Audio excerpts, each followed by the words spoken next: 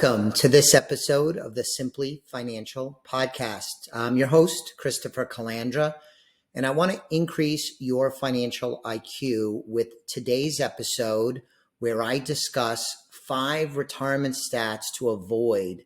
These are stats you do not want to be a part of. I am not. I work hard as a financial planner here at Osaic Wealth Management to assist my clients avoiding these stats. So let's go through them. Number one, 54% of Americans don't know their retirement needs. This comes from some research out of Ramsey Solutions. There's an adage that I learned very early in my career. This is like the early 1990s, that how are you going to get to your destination if you don't have a roadmap? You would never leave your home on a road trip to say across the country without a plan. If you think of building wealth and getting to the goal of retirement, it's sort of the same thing. You do need a plan. I always joke on the episode, or I always joke on the podcast, I should say, about surprise, surprise, a certified financial planner, which I am. Talks about planning quite a bit, but you do need to do some planning. Otherwise, you run the risk of not being able to get to retirement financially secure and or on time. This is something that we work hard with our clients on here at Osaic Wealth Management, and I think we do a great job. I want you to know, if you're not a client and if you are part of this 54% who don't know their retirement needs, there are a lot of great tools out there. You could work with financial professionals. There are communities, books, podcasts. There are a ton of things that you could do to get prepared so that you do know your retirement needs. It does not need to be overly complicated. There's some great hacks, for example, things I've talked about on the podcast before. I'm thinking about the 4% rule, the rule of 72, to have a spending plan, to have your net worth statement kept track of. These are some, simple little things. I'm not going to go into each one, but my point is, listener, that this doesn't need to be overly complicated. You don't need an 1,100-page research paper on what your retirement needs are, but you do need a plan. So the first of the stats you want to avoid is you do not want to be part of this 54% that do not know their retirement needs. Number 2, the average Social Security is about $21,470 a year. The Social Security Administration, that's about $1,790 a month, by the way. The Social Security Administration, they say that the payments from Social Security are meant to be about 40% of what someone needs in retirement, which means that you are going to need other income, according to the Social Security Administration, as well as my professional opinion. Otherwise, you're not going to have a safe, secure, fulfilling, financially successful retirement. So you need to build wealth and you need to create other income sources to supplement Social Security. By the way, I am not one who believes that Social Security will not be there in the future. I know there's some doom and gloom media out there or talking heads that will do clickbait talking about how Social Security is not going to pay you what you're owed. I am not in that camp. I am in the camp, though, that says that Social Security is not enough. You need to build other wealth and have other sources of income. So the second of the stats that you want to avoid is not being overly reliant on Social Security, because it's only meant to be a piece of the puzzle as far as your wealth and your ability to generate income in retirement. Moving along, number 3 is 34% of Americans haven't saved anything for retirement. This too comes from the research from Ramsey Solutions. Obviously, you do not want to be in this group. I don't think anybody intentionally wants to be in this group. Life does happen. Some people have an easier go of it than others based on education, upbringing, socioeconomic circumstances, health plays a role. There are numerous factors that play into this. But I believe, based on my 30 plus years of experience, that most people, most of the time, can save money and build wealth by being intentional, by having a plan, by educating themselves, and probably getting a helping hand from someone like myself, or CPAs, or successful family members and friends. It can be done. It can be done. But 34% of Americans haven't saved anything.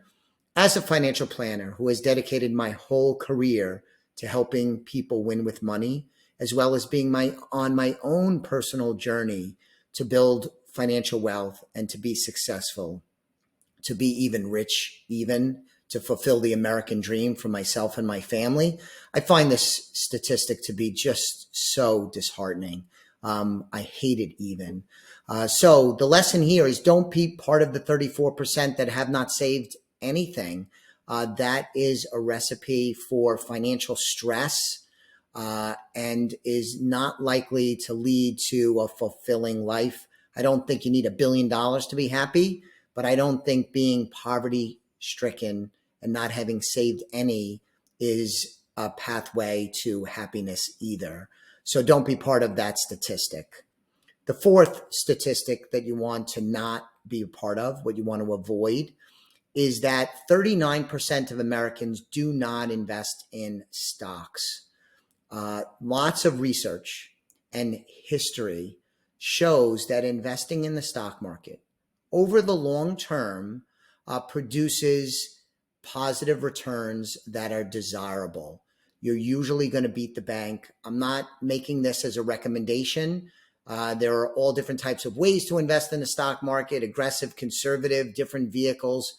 I'm just talking generically, based on my 30 years of experience, knowing the markets, read the history of the markets, being immersed in this over the course of my career. It is clear that allocating some of your wealth, having part of your plan to get money involved in the stock market, is generally going to be desirable. Are there exceptions to this? Of course. Are there ways to be financially successful with avoiding the stock market? Absolutely. Are there some people that are way too conservative to be involved in the stock market? Of course.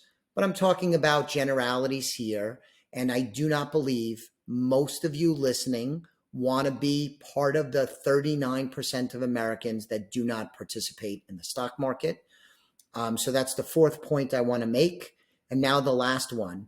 The last one is that 69% of Americans think that their retirement savings is not on track. This comes from the Federal Reserve report in 2023. So this goes back to what I've said several times. I think for Americans, we live in a rich country, and there is ample opportunities out there. I believe in the American dream. And I think this is often just a case of a lack of intentionality, not being familiar with smart financial concepts, and not getting help to fill in the void.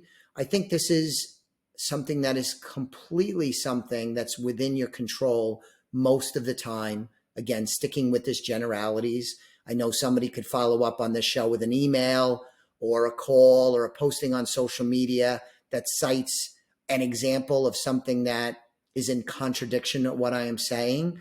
But in the mass, in the largest extent possible, if you're playing the odds, what I am saying is true, that you can build wealth. You can be in a position so that you could have some peacefulness when it comes to your money, not just in retirement, but even during your working years. But you're going to need a plan. You might have to resist keeping up with the Joneses. You might have to be reluctant about going into debt, especially consumer debt, which does not help you build wealth and certainly is not usually a contributing factor to financial success. And you might need professional help. Now, I am a professional, so I am self-serving here, but you might need professional help. I think families and individuals that work with financial advisors are going to tend to get to financial freedom, financial success, build wealth, however you want to describe it, I think they're going to tend to get there faster and with less mistakes along the way if they're working in partnership with a professional, either a professional person or a team. There's lots of ways you could carry that out. I'm a small boutique financial advisory, investment advisory firm. That's what Elliott Wealth Management is. But that's not to say that the big firms can't be helpful, that reading books and podcasts can also be beneficial. I think there's a lot of ways you can do this, but putting your head in the sand, being ignorant, not paying attention is not going to be good either. So I don't think that you should want to be part of this 69% that think that their retirement savings are not on track. Let me say before we wrap up, though, that sometimes I meet people and they do have enough money to retire, but they don't know it. It's sort of like the opposite of what you think I'm talking about as you're listening, because sometimes people think that they need so much more money than they do. And the work that we do, doing financial plans using some powerful software that we have at our disposal, can show someone that they actually are on schedule, or maybe even ahead of schedule. Maybe even they're in a position to retire earlier than they originally thought. So it's not always that somebody is behind and need our help. Sometimes they need our help because they are in a position to do so. Maybe they have to change around some elements of their plan, but they do have enough wealth to retire and they just don't know it because they are not immersed in this business and they may be a little ignorant. I don't say that disparaging anyone. But this is not a field. Financial stuff is not something that a lot of people spend a lot of time in. And I'm not just talking about professionals. So those are the 5 retirement stats that you want to avoid. Number 1 is the 54% that don't know the retirement needs. You don't want to be part of that 54%. The average Social Security is about $21,000 a year. You do not want to be part of the statistic that overly relies on that. It's only meant to account for about 40% of your income. If you're affluent and make a good living, that 40% number is high, by the way. I would not use 40% in my own plan. I don't. The next statistic you don't want to be a part of is the 34% of Americans that have not saved anything. That's not good. Duh. That's not good. You don't want to be part of that statistic. You don't want to be, in my opinion, generally, I'm stereotyping, part of the 39% of Americans who do not invest in stocks. I believe you do want to participate in stocks in one way, shape, or form or another. Again, I'm talking in generalities. I'm not giving specific investment advice to anyone over a podcast. That would be pretty dumb. But you don't want to be part of that 39%. And lastly, you don't want to be part of the 69% that believe that their retirement savings are not on track. You want to get on track. You might need help. You might reconfigure what you're doing, maybe having a better savings plan, maybe a better investment plan. I don't know, but it is something you want to address. You do not want to be part of that 69%. So that's today's show. I hope you enjoyed it and got some value out of it. I've mentioned the work we do here at Elliott Wealth Management a few times. Go to the website. Check us out.